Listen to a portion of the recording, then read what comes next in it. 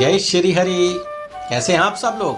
चलिए आज आपको यात्रा कराते हैं राजस्थान के एक ऐसे तीर्थ की जिसे बड़ा ही महत्वपूर्ण स्थान कहा जाता है। अगर वेदों की माने या फिर हम पुराणों की कथाओं के आधार पर कहें तो तब भी इसका अपना ही एक महत्व है। आज हम आपको ले जा रहे हैं अजमेर से 10 किलोमीटर दूर। ये जो सुंदर पहाड़ियां हैं ये अरावली पर्वत शिखरमाला है और यह अपना महत्वपूर्ण स्थान रखती है। आपको मालूम होना चाहिए कि अरावली पर्वत शिखरमाला दिल्ली को गर्मी से बचाने का काम करती है। बड़े सुंदर पहाड़ हैं लेकिन थोड़ा सा खुश्क पहाड़ भी कहे जाते हैं। कहते हैं कि सृष्टि के रचयिता ब्रह्मा जी की यज्ञ स्थली यह है और पुष्कर को ऋषियों मुनियों की भी तपस्थली कहा जाता है। वहीं कहते हैं कि तीर्थ गुरु पुष्कर नाग पहाड़ के बीच में यह स्थान बसा हुआ है।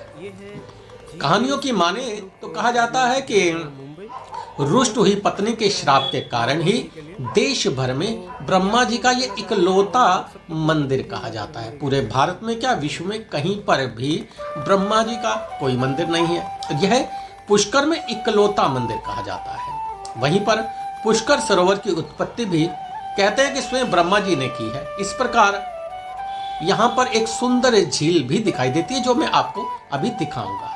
कहते हैं कि जिस प्रकार से प्रयागराज में तीर्थ राज को महत्वपूर्ण कहा जाता है ना, इसी तरह से इस तीर्थ को भी पुष्कर राज कहा जाता है। कहते हैं कि जेठ पुष्कर के देवता ब्रह्मा जी, मध्य पुष्कर के देवता भगवान नारायण और कनिष्ठ पुष्कर के देवता रुद्र हैं। और ये तीनों पुष्कर ब्रह्मा जी के कमल पुष्प से ही बने हैं।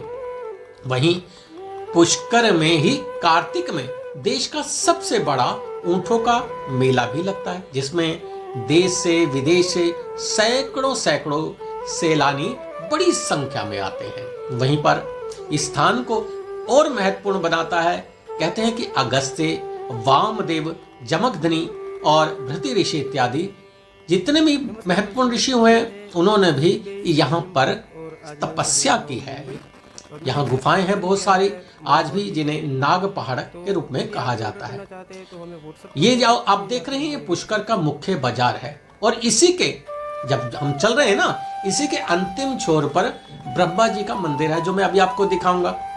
वैसे तो अंदर कैमरा अलाउड नहीं है, लेकिन दिल्ली से चलकर अगर हम पुष्कर आए और ब्रह्मा जी के दर्शन ना करें और आपको ना कराएं, ऐसा हो ही नहीं सकता।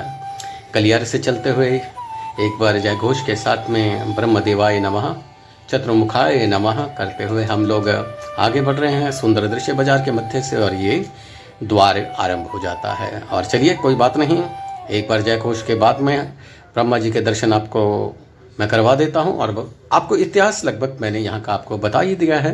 और ये बड़ा महत्वपूर्ण स्थान है। पूरे विश्व में एकमात्र ब्रह्मा जी का अगर कहीं मंदिर है, कहीं पूजन होता है तो वो केवल और केवल पुष्कर में है।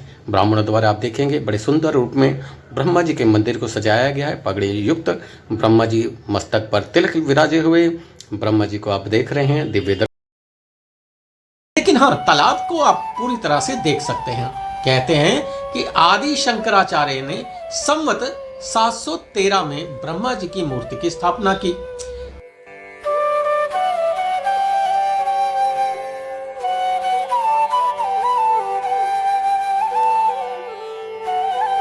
मंदिर का वर्तमान जो ये स्वरूप आप देखेंगे, इसे गोकुल चंद पारेख ने 1809 में बनवाया था। यदि यह बड़ा सुंदर स्थान है, लेकिन अगर हम देखें तो इसकी महत्वता बाजार के अलावा पुराने जो बाजार हैं उनकी सुंदरता और चार चांद बल से बनती नजर आती है। यह मंदिर देश में ब्रह्मा जी का वैसे तो एकमात्र प्राचीन मंदिर है और इसके अलावा कहीं ब्रह्मा जी का पूजन भी नहीं होता। मंदिर के पीछे रत्नागिरी पहाड़ पर जमीन तल से लगभग 2300 के लगभग की ऊंचाई पर ब्रह्मा जी की प्रथम पत्नी सावित्री का भी मंदिर है। ठीक है ना। तो ब्रह्मा जी के कमल पुष्प से बना हुआ ये पुष्कर पद्म पुराण के अनुसार ब्रह्मा जी को यज्ञ करना था, इसीलिए उन्हें यह उपयुक्त स्थान जान हुआ। तो उन्होंने यहाँ पर अपने हाथ का एक कमल पुष्प गिराया। कहते हैं कि वह पुष्प अरावली पहाड़ियों के मध्य में गिरता लुढ़कता हुआ इसी स्थान पर आया और इसके बाद में तीसरे स्थान पर भी ठहरा। जिन तीनों स्थानों को पुष्प ने स्पर्श किया, जो मैं आपको पहले बता चुका हूं, वहां पर जलधारा फूट पड़ी, पवित्र सरोवर बना। सरोवर की रचना एक पुष्प से हुई, इसलिए इन्हें पुष्कर कहा जाता है। और पुष्कर प्रथम सरोवर कनिष्क मैंने बताया आपको। दूसरा जो है, जो विद्वानों ने बताया है कि रिक्थे सरोवर मध्यम पुष्कर कहलाता है। यह पुष्प के विराम कहते हैं कि यहाँ लिया, जहां पर भी एक सरोवर बना और फिर बनता है तीसरा। आज भी यह पुष्कर के नाम से विख्यात है। वहीं पर पुष्कर में पंच तीर्थों में सबसे पवित्र तीर्थराज पुष्कर को सब तीर्थों का गुरु कहा जाता है। इसे धर्म शास्त्रों में 5 तीर्थों में सर्वाधिक पवित्र माना गया है। वैसे तो पुष्कर, कुरुक्षेत्र, गया, हरिद्वार और प्रयाग को पंच तीर्थ कहा जाता है और अर्ध चंद्राकार आकृति में यह पवित्र और पौराणिक पुष्कर झील धार्मिक और आध्यात्मिक आकर्षण का केंद्र रही है।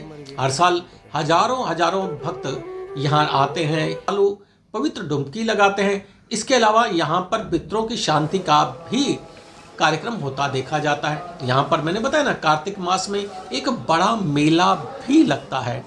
तो कैसी लगी आपको ये यात्रा?